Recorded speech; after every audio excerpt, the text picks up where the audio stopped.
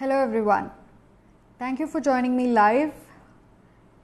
We are talking about photography where I'm conducting a series of workshops on photography.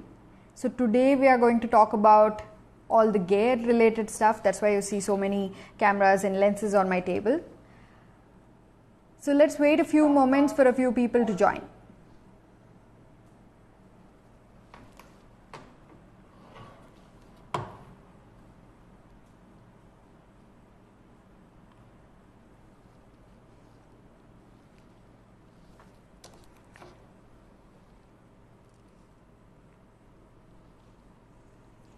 Okay, for those of you who are joining us for the first time, we've already finished 3 sessions on photography. So these are a bunch of sessions that I'm conducting during this lockdown period to help everyone stay sane and learn something new, develop your skill, and to come out of this lockdown strong and prepared to handle the future.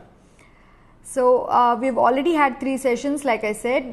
The first one we had was on our Facebook page where we talked about the rules of composition. The second one we had was again continuation of the rules of composition, and we had this on Insta. And again the third session happened on Facebook where we talked in general about all the questions that you guys have and all the challenges that you face during photography, and we also tried to get an understanding of what kind of expectations you people have with respect to these live sessions so that I could tailor the content accordingly. We were supposed to have this current session yesterday, and I'm really sorry I couldn't make it yesterday. During this lockdown period, we've had our generator breakdown, and because of that, most often when there is a power cut, we have absolutely no power. So yesterday was one such days when there was a longer unscheduled power cut, and we could not come online and do a live session during that time. So unfortunately these are small issues that come up during a lockdown. I mean, that has come up during the lockdown, and of course, since the whole world is facing this crisis situation right now, I don't want to this is the best we can get. In fact, I'm sure there are a lot of people who are stuck really out of their comfort zone in strange places, in far away from their home and families. So I'm at least grateful that I'm with my family and I'm safe. So that's all we can hope for, and I'm glad we don't I'm glad I'm managing through this whole thing, and I'm trying to do my best to actually help whoever want to learn photography, and so that at least all of us will come out of this stronger and together. So okay, so let me look at how many people we have online. Okay, we have around 145 people. That's great.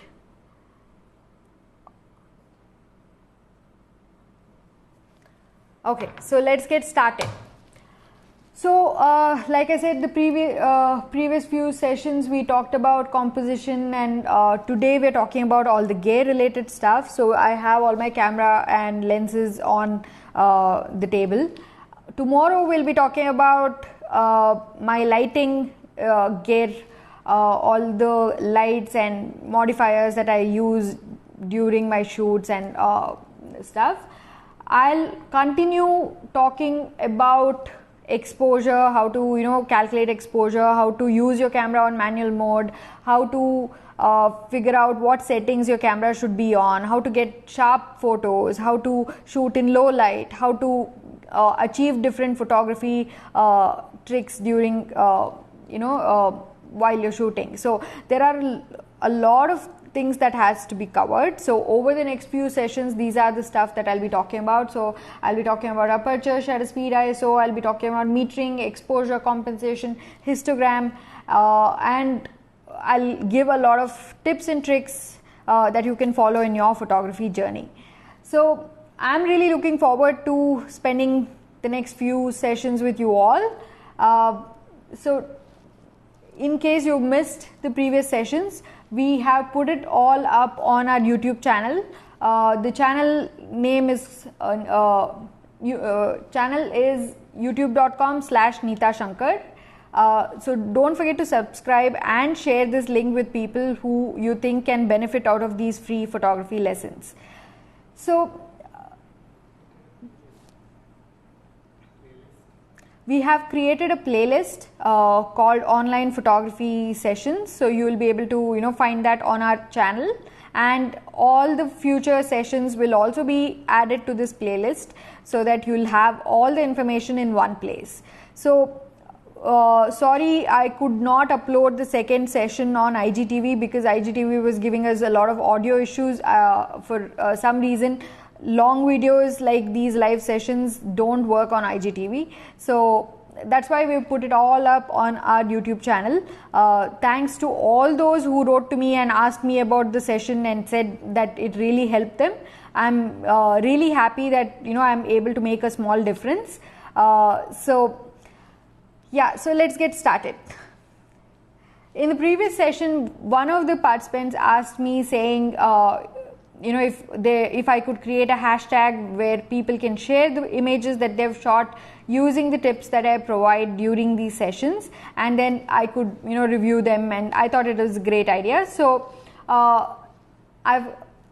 you can all upload the images that you shoot during this lockdown period. Of course, don't go out of your house, stay home, and whatever you can shoot around your home, in your balcony, on your terrace, or within your house, if you can follow all the rules of composition, and if you can create some content, or if you can even document what you're doing during this quarantine period, I would love to see that content and probably put up a few of those which have come out really nice on my stories. So the hashtag is #LearnPhotography with NeetaShankar. So note down this hashtag and upload some of the images with maybe following all the rules of composition that we talked about in the previous few sessions. Upload that, and I'll have a look at it, and I'll repost some of my favorite ones. So just to mention again, the hashtag is #LearnPhotography with NeetaShankar.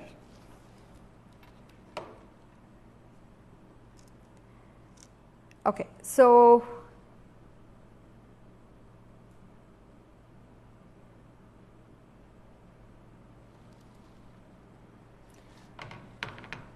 today's session, like I said, is all about gear related stuff. So let us understand some of the basics when it comes to photography gear. The first thing, of course, is about your camera. There are different types of cameras that are available in the market. Most often these cameras are classified according to their sensor size. So there are compact cameras, really small, tiny compact cameras. You can even call your mobile phone a compact camera because these cameras have really tiny sensor. So probably less than an inch sensor, and then there are micro Four Thirds cameras which are slightly bigger than these compact cameras in terms of the sensor size, and then there are crop sensor cameras, and then there are full frame cameras. So if you are confused about what this is all about, now if you remember the film, during the film cameras times, the film size was 35 mm. So if you consider this as 35 mm full frame sensor, that is your film size, 35 mm is measured across the diagonal. So your film size was 35 mm across the diagonal. So that became the standard for the sensor size. But what happened when we moved to digital is that digital sensor is a lot more expensive to manufacture and than a film, right? So when you have to manufacture a sensor of the same size as the film, the camera prices became expensive. So in order to cut down cost, the camera manufacturers came up with compact cameras, micro four third cameras, cropped sensor cameras, APS-C cameras, so that they can reduce the sensor size but give all other features. So that's what you mean when that's what you understand when you are told it's a full frame camera or it's a cropped sensor camera. Now, for example, the camera that I use is the Nikon Z7, and this is a full frame camera, and it's a mirrorless camera. I'll talk about the difference between mirrorless and DSLR.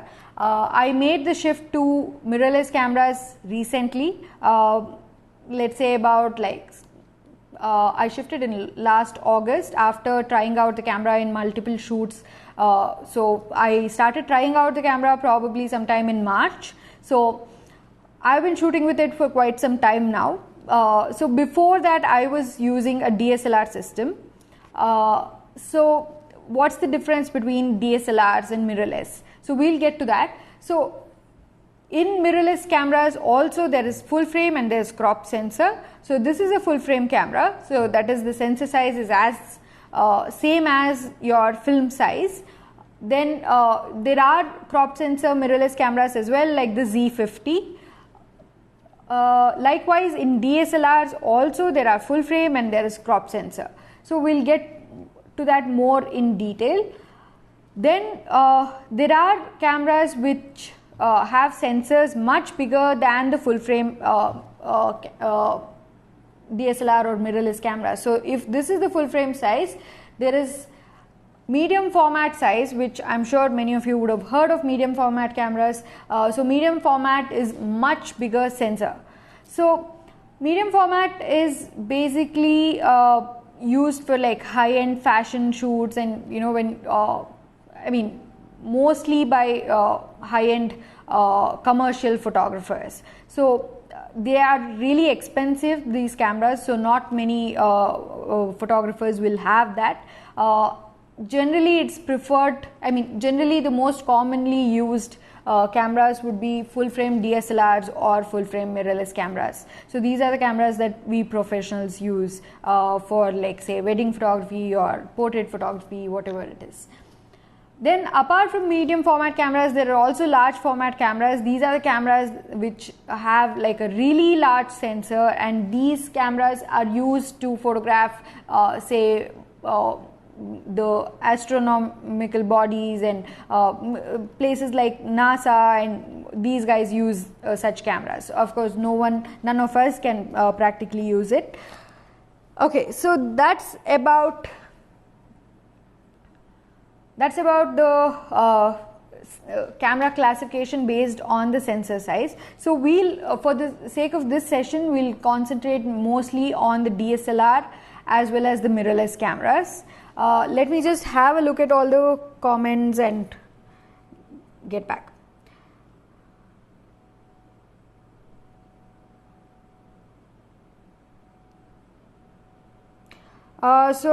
Sorry guys, I don't speak Hindi very well. I prefer to reach a larger audience by using English.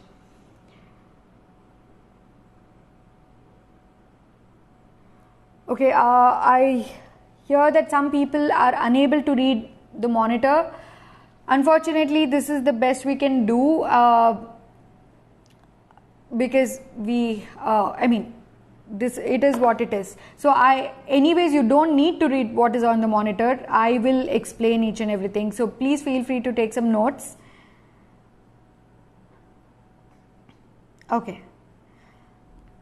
Okay, I don't see many questions as of now, so I'll go ahead.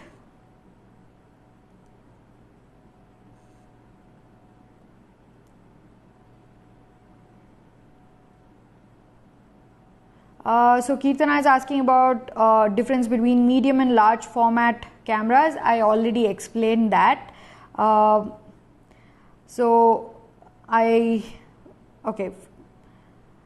Someone wants to know, Clickery Photography wants to know about the tips on Z7. I will be talking about that in the later part of the session. So Prithvi is asking what is crop sensor and full frame sensor. I explained that already. Okay, so Pragati is asking what are the differences between DSLR and mirrorless. That's what we'll move to. Before that, so what is DSLR camera? So DSLR stands for digital single lens reflex. So I don't want to go very deep back into the evolution of cameras, but earlier the cameras used to be sometime before the SLRs came, the cameras used to have twin lenses. That is, the cameras looked something like this, which had twin lenses, one to see through and compose your frame, and one lens to actually capture that image onto your sensor. So of course, there is always a little bit of difference between what you were seeing through and what you were actually capturing, because it was two different lenses. So to make that, to correct that issue, they came up with single lens reflex cameras. So single lens reflex basically means that there is one single lens through which you are seeing the scene as well as capturing the image through the same lens. So how is it possible to see the image, whatever you're about to capture? There is, in all your cameras, in the DSLRs, there is something called a mirror and a pentaprism, which will reflect whatever the scene you're seeing, and it will be able to showcase the same thing in your optical viewfinder. Whereas in a mirrorless camera, there is an LCD in place of an electronic viewfinder, and it's just showing you whatever image is being formed on your sensor. It's showing you the exact same thing. So without the use of mirror or a pentaprism or a pentamirror, so that's why it's called a mirrorless camera. Okay, so this is how the cameras have evolved from a twin lens reflex to a single lens reflex to a digital single lens reflex to finally the mirrorless cameras. Okay, so Pragati, answering your questions, what is the difference between DSLR and mirrorless? So the first difference is that DSLRs have a mirror and mirrorless is without anything. So without a mirror. So basically when you're looking through the viewfinder, you're actually looking at a LCD screen. You're looking at an electronic viewfinder in a mirrorless camera, whereas in a DSLR you're looking at an optical viewfinder. So optical viewfinder is sometimes easy on the eyes. So you're basically seeing, instead of looking at an LCD at all time, you're actually looking through the optical elements of your camera. You're looking at the reflection that is rendered from whatever is reflected onto your mirror and then reflected onto your pentaprism is what you're seeing in your viewfinder. So that's the difference between optical and electronic viewfinder. What's the advantage?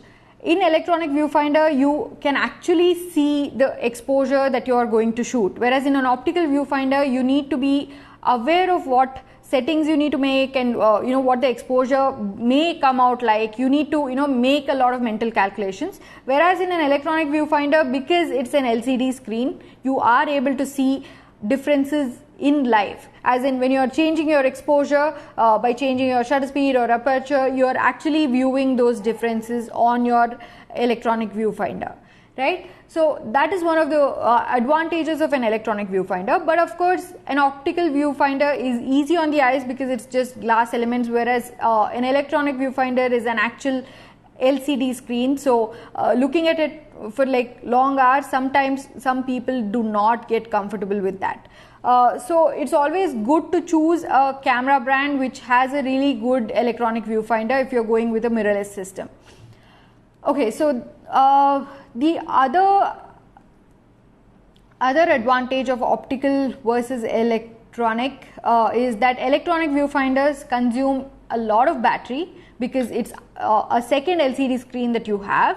So typically a mirrorless camera system's battery lasts lesser than a DSLR. So that's why your DSLR batteries last a lot longer. So mirrorless, you need to have enough backup batteries if you want to shoot an entire day. So yeah, so that's about battery life. And there are differences in terms of autofocusing. These days, of course, the mirrorless cameras are much far ahead compared to DSLRs, and they have improved tremendously in terms of autofocusing. Earlier it used to be all phase detection autofocus on your DSLRs, whereas on mirrorless it used to be only contrast detection autofocus. But now all at least the Z7 comes with a hybrid phase detection as well as contrast detection autofocus, so that way it is really fast in autofocus. And yeah, so another advantage that I find in mirrorless is that when you want to go completely silent, when you are shooting maybe you're shooting a wedding in a church, or you're shooting in a conference or something where you don't want your shutter sound to be heard, mirrorless systems can actually go completely silent. Whereas in a DSLR, because of the manual, because of the shutter and the mirror flipping up and then shutter, mechanical shutter, you most often hear, even in the silent mode, you hear the shutter noise. So that is an advantage in the mirrorless systems. And of course, because of electronic shutter, you can actually get faster continuous burst mode, so faster continuous shooting. So that is an advantage again of mirrorless systems. And yeah, so the very obvious advantages is the size and weight, because there is no mirror and a pentaprism. The cameras are much smaller, they are much more compact, it's lighter in weight, so that way ergonomically it feels a lot easier.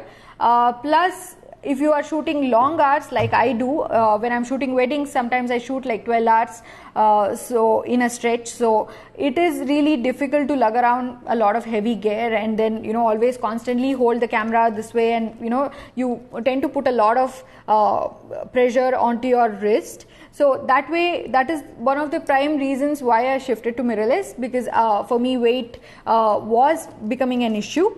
And now I'm really happy with the size of the camera and the weight and all these things. So that is one of the biggest advantages. So like I said, the technology with mirrorless cameras is really far ahead nowadays. So you can get a lot of advantages of by considering mirrorless equipment over DSLR. So DSLR is pretty much yesterday's technology, and today's mirrorless is tomorrow's technology. So it's a good idea if you're new into photography and you're considering investing in some camera equipment. It's a good idea to consider mirrorless. Okay, so Sumit is asking about manual mode and low light photography. We will be talking about this when we are talking about the exposure part, which would probably be tomorrow or day after, depending on how much content I can finish today. So Mr. Strange is asking, how do I take sharp photos? We will also be covering this in the exposure class tomorrow or day after. Okay, 1 second, my dog just walked in. So these are some of the perks of working from home. Let me just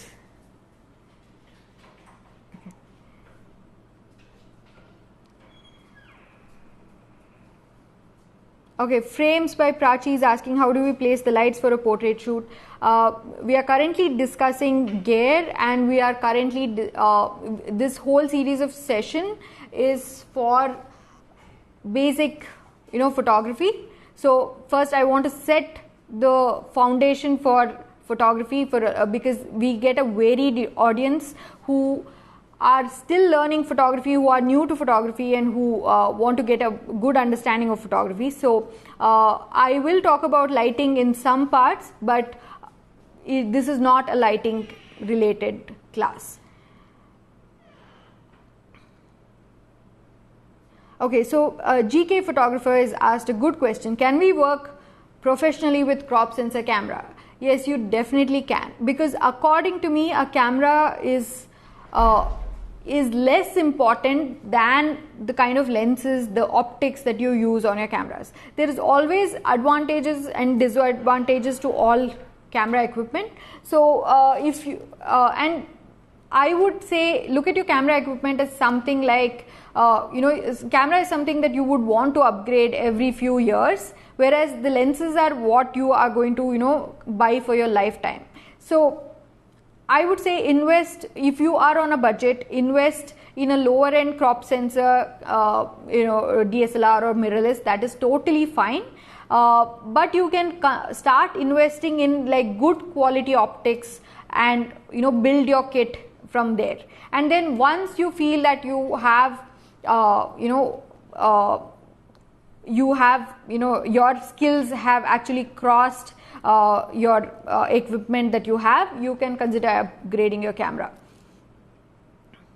So a lot of professionals do shoot with crop sensor cameras, and I know a lot of wildlife photographers prefer crop sensor over DSLRs because it gives them a longer reach, because on a crop sensor body, any of your lenses will effective focal length will increase depending on the crop factor. So we will talk about this also when we are talking about focal length, but just to give you an example, a 50 mm lens on your crop sensor body would be close to around 75 mm. So that, because if the crop factor is about 1.5x, then it will be about 75 mm. So instead of getting the field of view of a 50 mm, you are getting the field of view of 75 mm. So that way, if you are a wildlife photographer and let's say you have a 200 mm, so instead of shooting at 200, you can actually shoot at 300 by using a crop sensor camera. So a lot of wildlife photographers do shoot with crop sensor camera. But of course, these days the full frame cameras also come with a switch where you can decide your crop factor if you want to shoot in full frame or if you want to shoot in cropped frame. So for example, the Z7 offers FX and DX modes. So in FX, I'll be shooting in full frame. So if I have a 35 mm on it, it will be, the effective focal length will be a 35 mm. But let's say if I put it to DX, then it will be 35 into 1.5, right? Okay, so Raj is talking about, tell me about kit lens aperture. I will be talking about that soon. Okay, so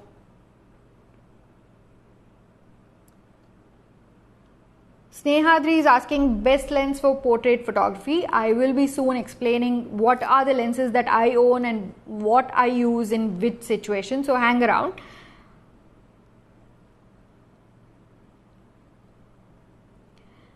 Okay, so Sohail, I did talk about the mirrorless system just now. So okay, so Ambient Universe is asking which is the best DSLR in APS-C. I think currently Nikon has the D7500, which is a really good APS-C sensor DSLR camera. So Chris is asking benefits of VR system. So VR stands for vibration reduction. So if your lens has VR, then let's say when you're taking images and you end up shaking your camera a little bit, then if your lens has VR, it will compensate for whatever shake you made. So that way you can end up shooting in slower shutter speeds and still get really sharp images. So I will be talking about this in detail in future as well. So Saurav is asking which Nikon camera is suitable for wedding photography. I use the Z7. You can also use the Z6. We in fact have both the cameras. I have the Z7 and I have the Z6. We mostly shoot video on Z6. That is, my husband shoots video on Z6 and I shoot photo on Z7. But I have shot a lot of photos on Z6 as well. Both are excellent cameras.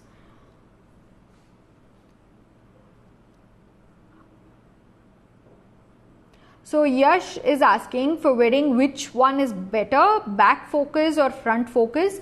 I generally prefer the front focus, but I know a lot of photographers do shoot with the back button focusing. It's completely up to your shooting style and what you are comfortable with.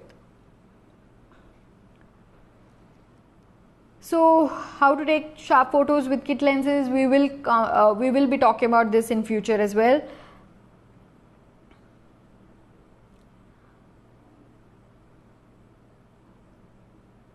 Okay, so someone is asking about settings of cameras. We will be talking about that as well, so hang around. So Yash is asking D850 or Z7, which one is best for wedding shoot? If you prefer a DSLR, if you have a lot of f-mount lenses, then D850 is fine. Otherwise, you can go for mirrorless Z7. I use the Z7. I use it for wedding photography all the time, and I'm happy with it. I haven't really tried the D850, but I've heard really good things about it. It's just that it's quite a heavy camera. It's a DSLR, so it's quite heavy. So I would prefer something smaller in form factor.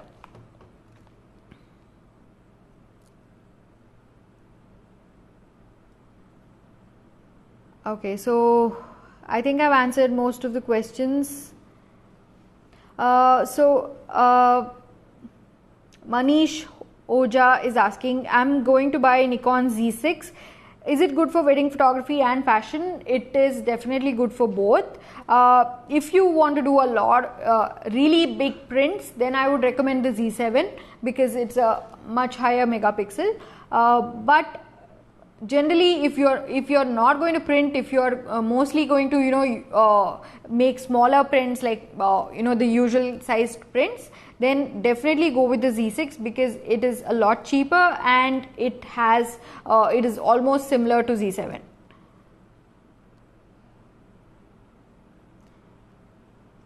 Okay, so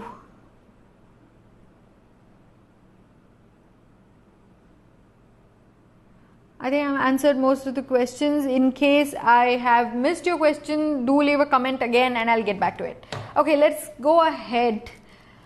Okay, so now coming to the different types of lenses. First of all, there are two kinds of lenses. One is the fixed aperture and the fixed focal length, and another is the zoom lenses. So like for example, this is a 24-70. It's a zoom lens. You can zoom from the wide side to the telephoto side, that is from 24 mm, which is the wide angle, which will give you a wider field of view, and all the way to 70 mm, which will give you a more narrower field of view, right? So this is called a zoom lens, whereas something like this is a prime lens. This is a 24 mm prime lens. So you cannot zoom in this. Once you attach it to your camera, you can only zoom with your feet. That is, you have to move closer and back when you need to get closer or further. So you cannot zoom. There is only a focus ring on it. There is no zoom ring. The focal length is fixed at 24 mm, right? So why would anyone buy a prime lens? Because it's just a single focal length, right? Whereas you can buy a zoom lens and you get like focal length all the way from 24 to 70. So the reason why prime lenses are good is because, firstly, because they don't have too many optical elements to move the focal length from like 24 to 70 or 120. They don't have too many optical elements, so you can see that the size is more compact, and because they don't have so many optical elements inside, the price of the lens becomes lesser compared to a zoom lens. So if you compare a zoom lens with the same price range as a prime lens, most often the optical quality of that prime lens will be far superior than your zoom lens. The aperture will be wider, and so basically in the same price range, the camera manufacturers can actually offer a lot more in a prime lens because there are lesser number of optical elements, that's reducing the price. So I generally prefer to shoot with prime lenses. One thing is it keeps me active during the wedding shoot, and also you get prime lenses which are really wide open, like 1.8, 1.4 and things like that. So like I said, this is a 24 1.8 lens. That is, at 1.8 the lens, the opening in the lens is like really bigger, compared to, let's say, an f4 lens or f2.8 lens. You will understand this better when I'm talking about aperture. So people who are new to photography, just hang around for a few more sessions and you'll get a better idea. So now talking about zoom versus prime, I definitely prefer prime lenses. Like my favorite is the 35mm and the 85mm. This is the 85mm. So it becomes one thing is keeps me active during the day, plus it's not too heavy, plus it actually the optical quality and the image quality that you get from prime lenses is unmatched.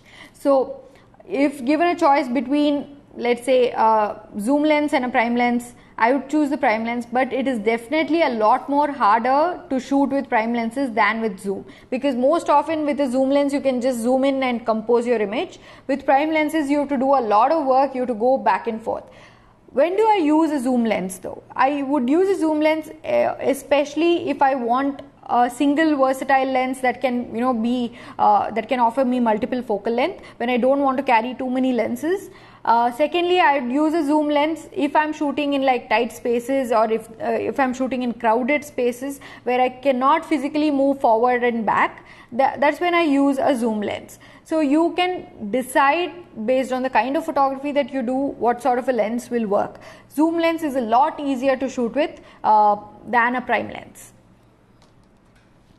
Okay, so in zoom and prime lenses you get fixed and variable aperture lenses. I generally do not buy variable aperture lenses because any professional would not invest in variable aperture lenses. What that basically means is you'll have on every lens you'll have this 35/1.8s written on it, or something similar written on that, right? Like for example, if I look at this, it says 24/1.8s. If I look at this, it says 24-70/2.8s. So S basically stands for like the silent S-line lenses. In this 24-70/2.8, 2.8 is your aperture. That's the maximum aperture this lens can go up to. So at 2.8 your lens is quite wide open. Now let's say this lens on the other hand is 14-30 f4. So this can only go up to f4, whereas this can go to 2.8 and this can go to 1.8. So we will understand more of this aperture related stuff in the next class, but for now what you need to understand is that all of these mention just a single aperture, right? So 2.8, 1.8, f4. So that means that these are fixed aperture lenses. Like I said, I don't really invest in variable aperture lenses. Usually, let's say a kit lens would be 18-55, 3.5-5.6, something like that, right? So when it says 3.5-5.6, it means that at 18 mm your wide open aperture is 3.5, and when you're zooming into 55 mm your wide open aperture moves to 5.6. So why would you not get a variable aperture lens? It's because, let's say when you're shooting a scene, if you want to zoom in and you've set your aperture to be wide open, you've set it to the maximum value, that is like 3.5, and when you zoom in, the aperture automatically shifts to 5.6. That means it loses a lot of light. It loses a stop of light, and then your exposure changes. So when you're shooting in fast-paced environment and when you want a certain depth of field in your image, when your aperture changes with the focal length, it becomes a little complicated, or rather it becomes a little it may not be what you want. So at least all professionals will prefer to go with a fixed aperture lens. So this is something you should consider when you're investing in lenses. So generally when I pick up a camera, I always pick up body only, because usually kit lenses have variable aperture, and then I decide on what lens I want to pick up separately. So this way you can control what sort of a kit you want to build, because like I said, the lenses are what you invest for a lifetime. You won't keep changing these. Once you buy these, they are good to last for a lifetime. So invest wisely when it comes to lenses. Okay, let me look at a few questions.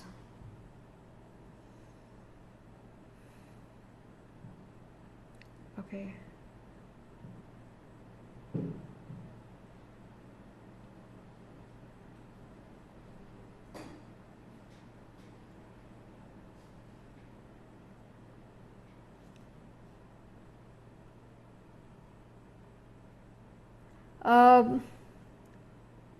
So Shaker is asking, which camera gear do you rely on most for your work? Like I said, Z7 for photos, Z6 for video, and I generally shoot with 35mm 1.8, and I also shoot with 50 1.8 and 85 1.8. So these are my go-to lenses. I also have the 24-70 2.8 which, like I said, I use in crowded places or places when I cannot move back and forth, and also when I want to just take one single lens which can work across the whole focal length range.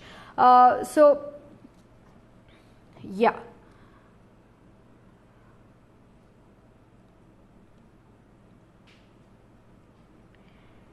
Okay, so Saurav is asking, crop sensor and full frame sensor, noise and clarity differences, please elaborate. Okay, so basically the more you spend on your camera, the more or rather better noise handling capabilities the higher end cameras have.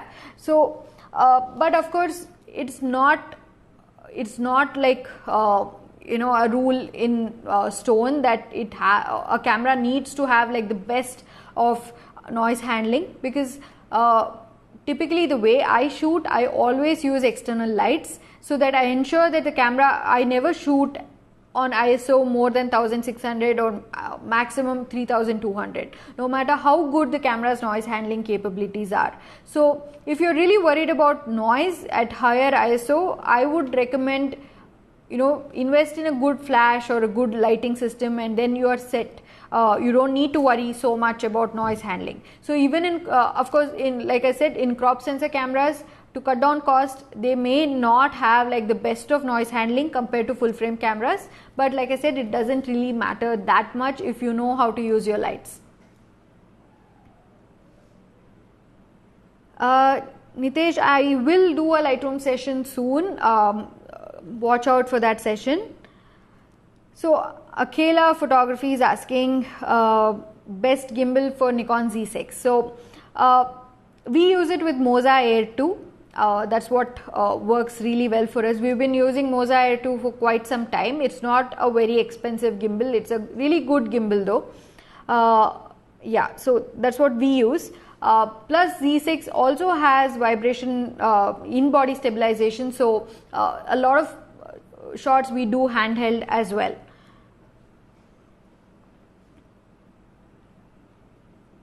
So Aviroop is asking, I have Nikon Z6 and 24-70.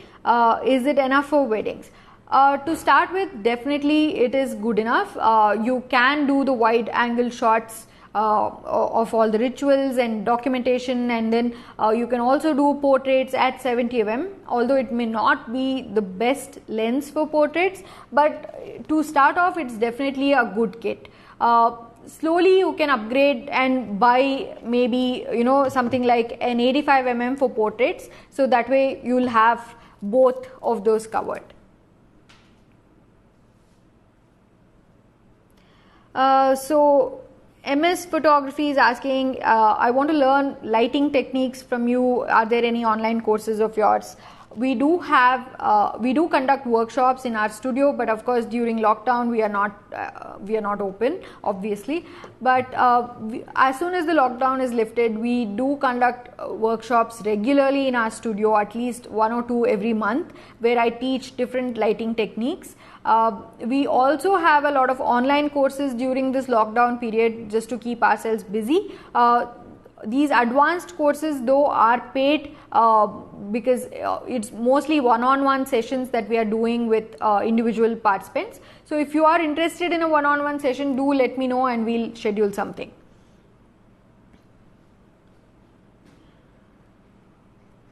Okay, so is there any image quality difference in mirrorless versus full frame DSLR?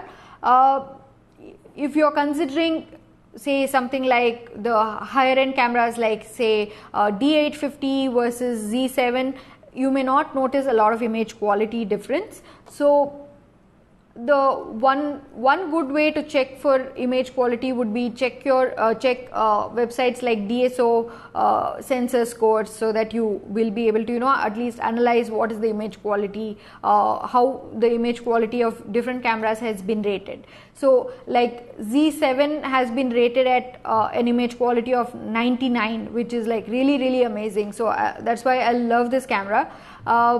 Yeah, so if you consider something like D850 versus Z7, you will not notice a lot of difference in image quality. So, but technology in terms of, let's say, autofocusing, silent shutter, in-body stabilization, video capabilities, these are where the mirrorless camera systems shine compared to DSLRs. So because the technology is changing every day, mirrorless is the future. There is a lot of work being done on mirrorless systems compared to DSLRs. So eventually DSLRs will phase out, and then all camera manufacturers will focus more on the mirrorless systems. Like right now, I already love what Nikon is doing with this S-line lenses, because these are extremely silent lenses. They don't make noise when you're shooting video. So especially when autofocus is changing, they don't make noise. So which is great when you're shooting video. So that way, I really love this S-line lenses. Camera manufacturers are spending, especially Nikon is spending a lot of time and effort to improve their mirrorless range. So it would be a good idea to consider the mirrorless system that way. Okay. So Sridhar is asking which lens you carry for wedding and portraits. I will talk about it in the next couple of slides.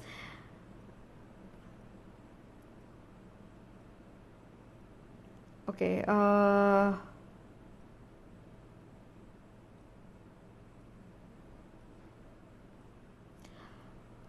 So Sriram Krishnan is asking, does mirrorless have interchangeable lenses? Yes, of course. This is a mirrorless camera body, and you can change the lens on it just like how you would on any of your other systems. Like I can take this off and okay, it's really tight. Okay, I don't want to do this in one hand, but okay.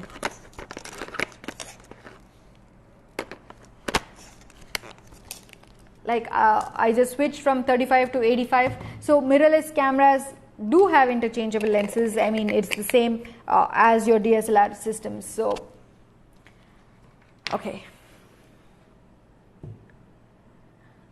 Okay, I'm getting a lot of questions. I see that you guys have a lot of questions on gear. We will continue talking about gear in the next class, that is tomorrow as well.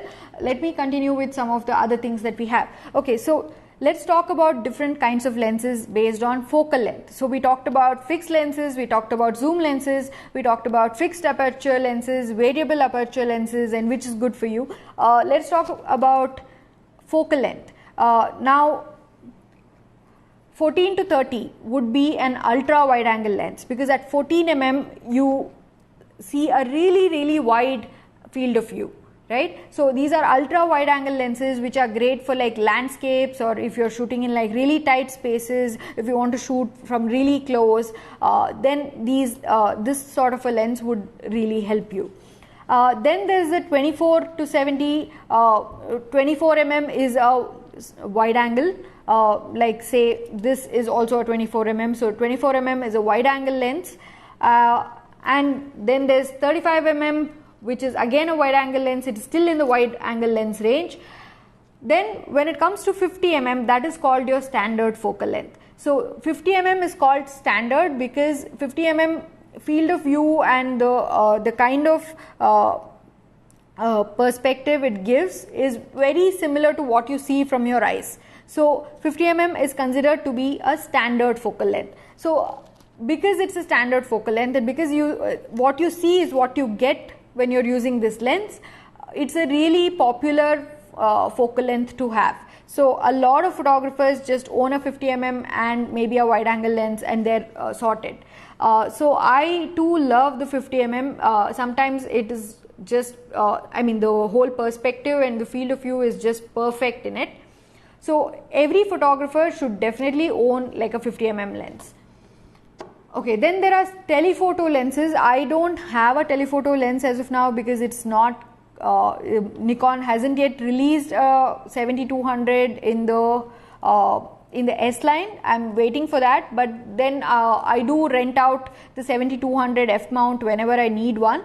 I don't use it very often though because it's quite a heavy lens. So say 200mm is your telephoto range. So 70mm is like standard, short telephoto range, and then 200 becomes your telephoto range, and then anything beyond 200mm becomes a super telephoto, like say something like 400mm, 800mm. These are the lenses that people use to shoot wildlife, right? So these become the super telephoto lenses, and they are really expensive though.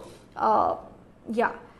Then portrait lenses. There are certain focal lengths which are really good for portraits. So one such lens is my 85mm. I really love the portraits I get at this focal length. So when I'm shooting a close-up portrait, I'm generally shooting at 85. So a lot of photographers do also prefer to shoot at 105. It completely depends on your style and what you prefer. I prefer at 85, whereas I know a lot of photographers shoot at 105 as well. Some people shoot at 130, 135 as well. So it's completely up to you what sort of a perspective compression and what sort of a perspective you prefer. So my favorite focal length is the 85mm. Okay, so, and apart from that, there are a lot of creative lenses, like there is fisheye lenses, which kind of looks, I'm sure you would have seen a lot of fisheye photos. It looks like as though it's seen from a fish's eyes, so it looks kind of like distorted and kind of spherical.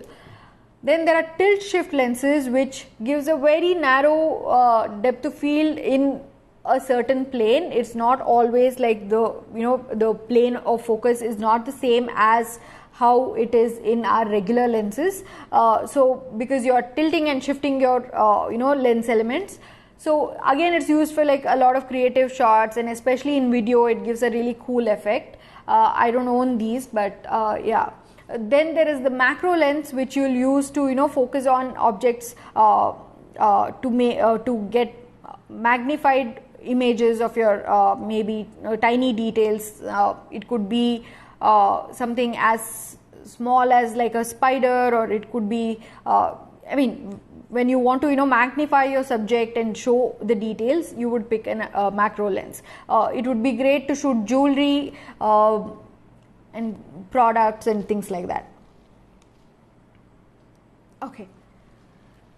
So apart from lenses and cameras, there are a certain number of accessories that a professional photographer uses. Like one thing is your external flash. So it's extremely important to own a good flash because most often we are not always shooting in the ideal lighting conditions, and it would be good to have your own light with you. So yeah, and because flash is a small light source, it's good to have any sort of a modifier on it so that you don't get really hard light. So we'll talk about these things later in the next session. I'll explain in detail what the modifiers are used and in which situations. Then there are constant LED lights. Say for example, right now I'm using a constant LED light to light me while I'm recording this video. Then you have tripods, you have triggers and transmitters like this one, which is useful to transmit to be able to fire a flash off the camera. So most often a flash goes onto your hot shoe like this, but you can also fire a flash off the camera by using a trigger, right? Then you have reflectors, you have filters. Filters are glass elements that sit in front of your lens, that get attached onto your lens, onto the front element of your lens. And these filters are of various kinds. There are UV filters, there are ND filters, which are neutral density filters. There is variable ND, there is graduated ND, there's polarizers. There are various kinds of filters for like various sort of photography, yeah. So most often, generally when people buy a camera and a lens, first thing they pick up is a UV filter, because they think that it's important to protect the front element of the lens, and they put on a cheap UV filter onto it. I would highly recommend, I would highly say don't do this. I would definitely not recommend you to use a UV filter in front of your lens, because let's say you spent 50,000 on this lens and you put a filter which is like 500 rupees. It will actually diminish the quality or optical quality of your images, because you're putting a cheap glass in front of your lenses. So most of these the amateur photographers use these UV filters as a way to protect their front element. Instead, just invest in a good cleaning kit. Clean your front element after every shoot and you should be good. You don't need to put on any UV filter. And yeah, ND filters are neutral density filters which allow you to cut light, especially when you're doing long exposures during the day. We'll talk about all this when we're talking about shutter speed. Okay, so apart from that, you have accessories like a shutter release, where you can attach a cable to your camera and you can press the button, so that way you don't have to manually physically press the shutter button here. So this helps when you're shooting long exposures and you want to avoid camera shake by pressing this button. You also have wireless remotes which will control your camera, radio remotes, and then there are teleconverters, adapters. Like for example, this is an adapter. This is to mount any sort of F-mount lenses onto the Z-mount bodies, like especially say something like the 7200, which I generally use the F-mount one because the Z-mount lens hasn't yet released. So when you're using F-mount lenses onto your Z-mount body, you can use the FTZ adapter. Likewise, similarly, you find a lot of teleconverters and extenders which have their own application. Teleconverters are used to increase your focal length. Extenders are used to make your lens a normal lens into a macro lens. Yeah. Then there are memory cards. Different kinds of cameras take different kinds of memory cards. Like for example, this is an XQD card. This is what goes into my Z7 and Z6. These cards are a little expensive, but they are really worth it, because it's you can see that it's a really sturdy and really fast card. So especially for wedding photographers, I feel really good and safe to be using these instead of like cheap SD cards. Okay, so yeah, then there are extra battery packs and stuff that you can attach to your DSLRs, which will allow you to shoot longer. I generally don't prefer them because it's really it makes it heavy and it defeats the whole purpose of having a lightweight system. Then there are external strobe lights, then there are light modifiers. We'll talk about all these things in detail. Okay, so how far ahead with time are we? What's the time? Okay, it's 8 o'clock. So we've covered most of the things about different differences between DSLR and mirrorless. We've covered what each lens stands for. We've covered the lens terminology. Next session I will be covering about the different camera settings, like all the settings that you find on your camera, various settings. like the shutter speed, aperture, ISO to begin with, and your burst mode, your whether you're shooting RAW or JPEG, what are the different picture styles, your D-lighting, active D-lighting, your focus modes, your focus points, white balance. All these things I will be covering in the next class, where I'll be talking about each and every setting that your camera allows. Sorry, we got disconnected because Instagram allows only, I think Instagram allows only 1 hour of live content. So I was saying that in tomorrow's session, we'll be talking more about all the camera settings of of various cameras. What should your shutter speed be like, what about your aperture, ISO, your white balance, your RAW versus JPEG, and autofocus modes, autofocus points, picture styles, all these things. What are the different settings your cameras allow? I will be talking with respect to Z7, but most of your cameras, whatever camera you have, will have similar settings, so you can figure out based on whatever settings you have. So tomorrow's session will be on Facebook, so please ensure that you join us live on Facebook, on our Facebook page, and I will continue where I left off. And these saved sessions will be uploaded on our YouTube channel, youtube.com/Neeta Shankar. So don't forget to log in on our YouTube channel to check out the full session. So let's talk more about all the camera settings tomorrow and understand the camera better. This is especially important because going forward I'll be talking about how to calculate exposure on manual mode, and how do you set your aperture, exposure, ISO, all these things. And it's extremely essential to understand all the terminology so that you can learn all the further technical concepts of photography. So thank you for joining in. It was a wonderful session. Looking forward to seeing you all tomorrow on our Facebook page. Okay, look for Neeta Shankar Photography on Facebook, facebook.com/Neeta Shankar Photography, and you will be able to join us on our Facebook page.